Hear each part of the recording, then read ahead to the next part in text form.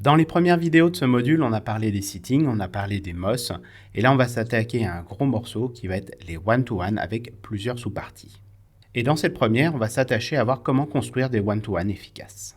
Les one-to-one ou les 1 à 1, appelle ça comme tu veux, ce sont des rendez-vous réguliers entre un manager et un membre de son équipe avec pour objectif, pour intention de favoriser la montée en compétence de la personne. Mais au-delà de ça, ça va avoir plusieurs vertus, et une de ces premières vertus, ça va être celle de créer le lien ou de le renforcer entre le manager et le membre de son équipe. Parce qu'ils vont passer du temps, justement, ils vont aussi développer comme ça de la confiance mutuelle, parce qu'ils vont se prouver l'un l'autre qu'ils sont aussi capables de faire des choses. Ça va permettre évidemment de développer les compétences de la personne. Et une quatrième vertu qui est à la fois utile pour le manager, mais aussi utile pour la personne, c'est de vérifier si la personne elle est bien coachable, si elle est toujours dans cette dynamique d'évolution. Alors le mot il est un peu particulier, tu mettras ce que tu veux derrière, mais c'est vraiment cette idée de mais est-ce que la personne elle est encore dans cette vague de j'ai envie de progresser, j'ai envie d'apprendre, j'ai envie de me développer, ou est-ce qu'elle ne veut plus ou elle ne peut plus. Ce dernier point est important à connaître pour l'évolution de la personne au sein de la structure ou même de ton équipe.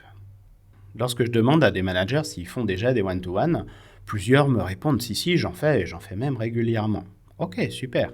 Sauf que lorsque je rentre dans le détail du contenu, je me rends compte que c'est pas du tout des one-to-one qu'ils font, c'est complètement autre chose. C'est pour ça qu'il va être important de poser ce que ce n'est pas un one-to-one et ce que c'est. Ce que ce n'est pas un one-to-one, c'est déjà pas un entretien pour parler de la production. C'est pas du tout le sujet. On s'en fiche à ce moment-là. Là, on est centré sur la personne en face de nous pour l'aider à grandir. Ce n'est pas non plus un entretien de recadrage, on l'a vu ensemble. Un entretien de recadrage, c'est lié à une observation d'une sortie de cadre que tu vas avoir fait. Et cet entretien, il aura pour fonction de permettre à la personne de lui donner une chance de revenir dans le cadre. Un point important, les one-to-one, ce n'est pas non plus obligatoire. Si la personne, elle ne souhaite pas en bénéficier, c'est son droit. Toi, ta mission, quelque part, c'est de lui proposer.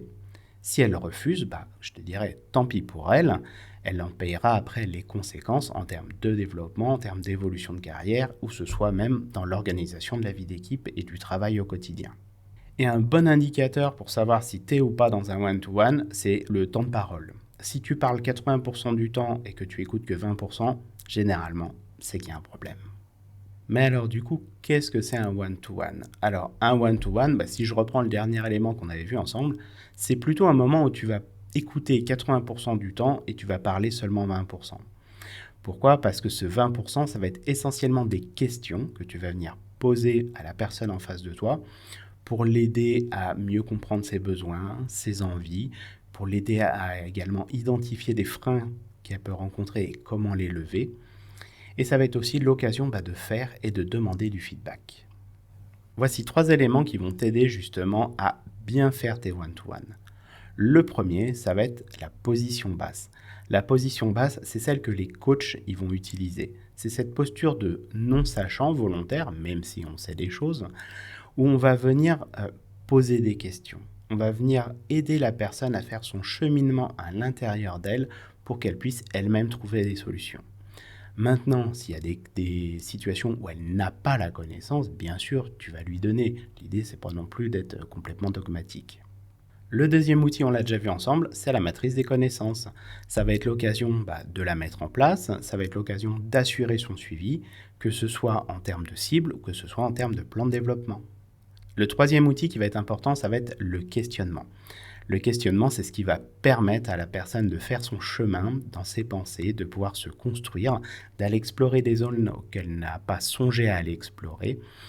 Et ça va être important pour ça de poser des questions ouvertes pour lui permettre justement d'aller creuser. Et surtout, de lui laisser le temps de répondre. Même si ça prend du temps, même si ça t'ennuie, peu importe, laisse-lui de temps, c'est comme ça qu'elle va pouvoir construire sa réflexion. Et fondamentalement, si tu arrives avec une intention de « je veux aider la personne, mais je n'ai pas envie de la sauver », ça se fera tout seul. Le questionnement en soi, c'est toute une formation. Pour autant, j'ai envie de te donner un outil qui va être simple et efficace, qui va te permettre d'obtenir des bons résultats avec les membres de ton équipe. Cet outil, c'est le GROW. Le GROW, c'est un anagramme en anglais, avec le G qui veut dire « goal » pour les objectifs à atteindre. Parmi les questions que je te propose d'explorer avec elle, c'est lui demander déjà tout simplement quel est ton objectif. Et si elle n'en a pas, qu'elle prenne ce temps justement de réflexion pour le construire. Qu'elle réfléchisse au pourquoi, le pourquoi faire cet objectif, à quoi ça va être utile. De lui demander en quoi ça la motive, qu'est-ce qui va la motiver dans cet objectif.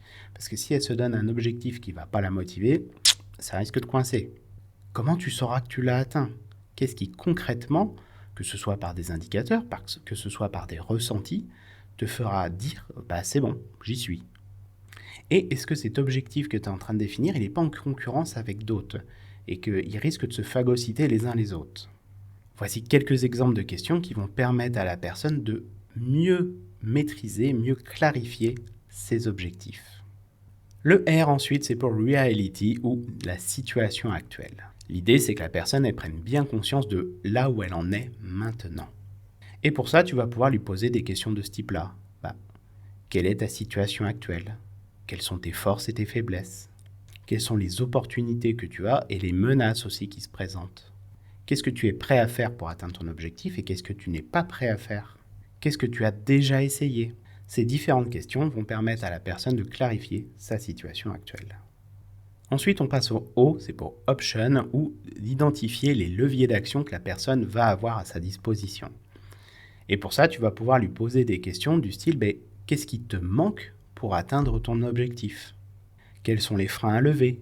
Quels sont les obstacles à franchir que tu identifies devant toi? Et là, tu peux lui reposer même la question, qu'est-ce que tu es prêt à faire et à ne pas faire vis-à-vis de ces objectifs? Une question que j'aime bien qui permet de balayer assez large, c'est qu'est-ce qu'il faudrait créer pour atteindre cet objectif? Qu'est-ce qu'il faudrait supprimer?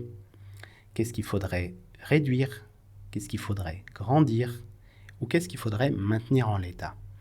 Ça permet de balayer assez large comme ça les différentes options pour que la personne puisse prendre conscience comme ça des différentes options qui se présentent devant elle. Et pour finir, le W, c'est pour Will, pour le plan d'action. Et là, tu vas pouvoir poser des questions du style quel est ton plan d'action? Quoi, quand, comment? C'est quelque part l'idée de forcer la personne à matérialiser un peu plus ce plan d'action et que ça ne reste pas une idée en l'air. Comment vas-tu rester motivé?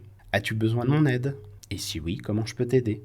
Tu vois, ça va être différentes questions qui vont l'aider comme ça à concrétiser un peu plus son plan d'action pour qu'elle se l'approprie et qu'elle passe plus facilement à l'action derrière. Pour t'assurer des one-to-one de qualité, il va être intéressant de mettre en place un suivi. Et pour ça, il n'y a pas besoin de faire compliqué. Tu prends une bête fiche où tu vas venir mettre la date du one-to-one, les décisions qui ont pu être prises et d'autres points éventuellement qui ont été discutés. Mais lorsque tu vas pouvoir préparer justement le one-to-one à venir avec la personne, simplement tu relis ce qui a été discuté les fois précédentes. Comme ça, tu as un fil rouge et tu vas pouvoir tout de suite raccrocher les wagons. Tu ne perds pas de temps justement à refaire un historique. Et évidemment, mettre aussi à jour la matrice des connaissances avec ce qui a été échangé avec la personne. Comment lancer cette démarche des one-to-one auprès de l'équipe? Si tu es dans une équipe où les one-to-one n'existent pas, tout du moins sous ce format-là, il va être important de bien reposer les choses. Et pour ça, le plus simple, ça va être encore de le dire. Je vais te proposer un modèle. Le but, c'est que tu t'en inspires en le mettant bien évidemment à ta sauce, mais que tu vas retrouver dedans les différents éléments qui vont être intéressants d'apporter aux personnes. Il va être important d'expliquer aux gens quand est-ce que ça va démarrer, quelle va être la durée et la fréquence des points, et de dire à quoi ça va servir. Un point important va être de préciser aux personnes qu'il ne s'agit pas d'un suivi RH.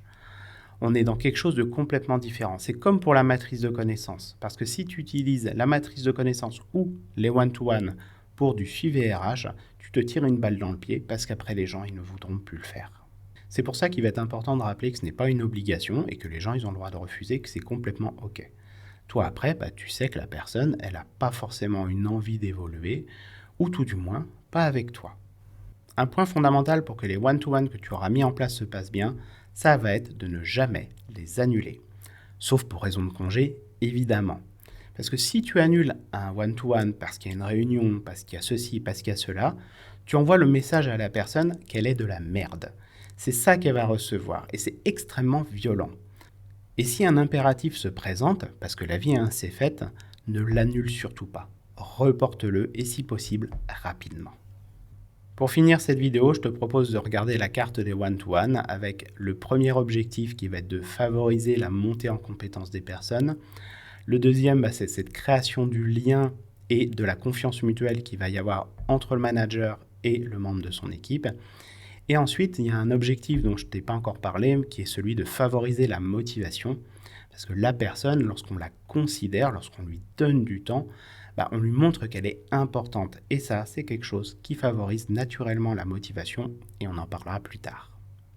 Je te conseille de faire des one-to-one qui durent 45 minutes. 1 heure, c'est pas nécessaire. Une demi-heure, ça peut être un peu court lorsque la personne elle a besoin de te parler et de rentrer dans certains sujets. Pars sur un slot de 45 minutes. Si ça dure moins, ça dure moins et c'est très bien, il n'y a pas de problème.